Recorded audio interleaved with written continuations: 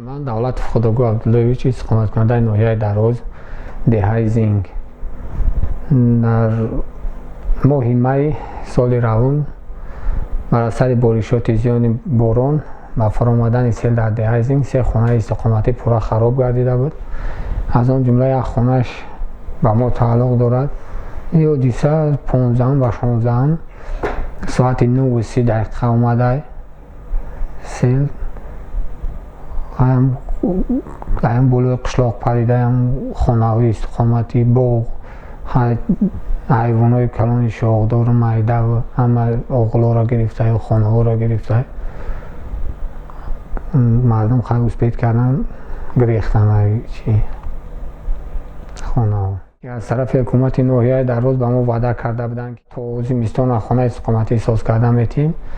ягон кӯмак накарданд. ҳамагӣ аз тарафи ҳукумати ноҳияи Дароз 4,500 сомон ёрдам карданд. хайму замин қитъаи замин ҷудо кардан барои сохтани хона. дигар ягон ёрдампулӣ ягон чӣ нашид. ҳозир ина дар палатка зиндагонӣ дорам. ханакиҳо шуда палатката кӯдако касал шуданд. кӯдакоро гирифтем ина шаҳр оварданд. ҳамин хонаро мо бардоштем.